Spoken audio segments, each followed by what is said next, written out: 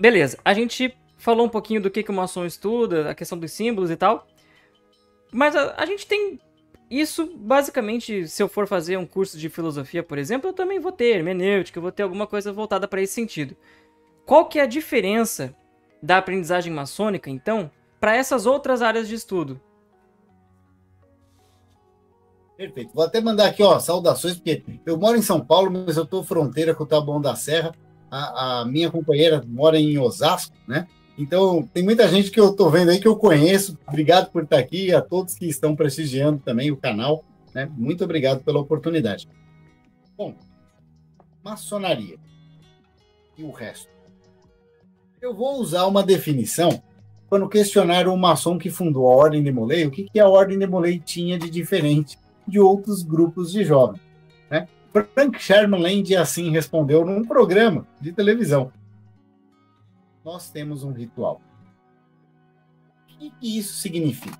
Por exemplo, eu já dei muita palestra no Prêmio Rotário de Liderança Juvenil, né? É o RILA. Eu pego o Rotary. Rotary é uma instituição muito bacana. Ela tem toda uma estrutura de serviços, de caridade, ela tem o seu protocolo, o seu simbolismo. Mas ela é uma instituição social. Então, quando você participa de uma atividade, existe toda uma regra. Mas a maçonaria não é. Muito rotariano é maçom, porque se complementa. Vou agora para um outro paralelo. A Ordem Rosa Cruz. Ela é mais mística, ela é mais cerimonial. As encenações, né? As dramatizações ritualísticas, por exemplo, Grau de Templo da Ordem Rosa Cruz, é uma coisa que mexe profundamente com o ser, né? Você tem um estudo em casa, né? Você ficar ali na monografia em casa é legal, você vai pegando uma série de graus, mas quando você tem a oportunidade de ir para atividades de templo da Ordem Rosa Cruz, você descobre um mundo à parte, é transcendental, né? E a maçonaria? Bom, ela não está nem lá, nem cá. Ela tem esse aspecto formal, protocolar, social, como, por exemplo, o Rotary, o Lions e outras instituições também têm. Ela tem essa estrutura de serviço, de caridade, mas ela também tem um ritual. E isto abre chaves, portas para uma autopercepção e para uma percepção mais profunda daquele significado. Então, quando você adentra a maçonaria, você começa naquele beabá, que é o simbolismo básico que está no livrinho ritual, né? E você começa a ver aquele monte de coisa, tem que memorizar uma coisinha ou outra, fazer uns trabalhos escritos, tá bom.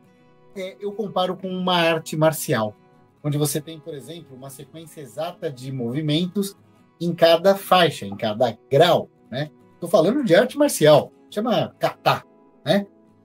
Por exemplo, você está no karatê, você está no judô, você está no paintball, você está em qualquer que seja, existe ali uma sequência de golpes que você vai ritualizando. E eles simples, né, isolados, são básicos. Quando você faz aquilo por forma repetida, chega uma hora que aquilo se casa. E aquilo se torna uma forma poderosa de comportamento, de ação e reação. A maçonaria faz a mesma coisa com isso. Você, através de símbolos básicos, de historinha, alegoria e etc., daqui a pouco aquilo tudo começa a se juntar. E de repente te transforma. Porque você começa a enxergar de uma forma um pouco mais profunda. A própria maturidade de vida, por exemplo, eu iniciei muito novo na maçonaria, o Guilherme também, né? Não é um ancião. E isso é muito legal, porque a gente que vem novo, a gente chega com uma percepção e os anos vão passando. E de repente a gente começa a aprender, inclusive com os mais velhos, e a pesquisa maçônica, nós vamos falar um pouco disso também, né? E aprender diferentes métodos de aprendizagem, né, daquilo que faz parte do universo maçônico, nos capacita a olhar para tudo aquilo com outros olhos.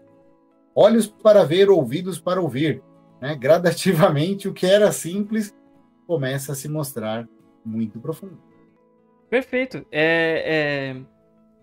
De fato, voltando àquela questão dos símbolos que a gente falava há pouco, eu tenho uma forma de imaginar isso, de pensar isso, de visualizar, basicamente como a gente aprende sinais de trânsito, por exemplo. Você não precisa pensar, ah não, aquela placa com um Ezinho cortado significa que eu não posso parar aqui, não posso estacionar aqui. Já é automático.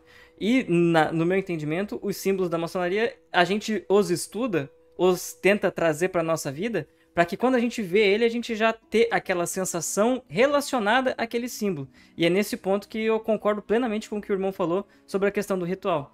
É essa ensinação, esse corpo todo em volta do simbolismo que faz essas impressões ficarem mais verdadeiras, digamos assim, na nossa alma.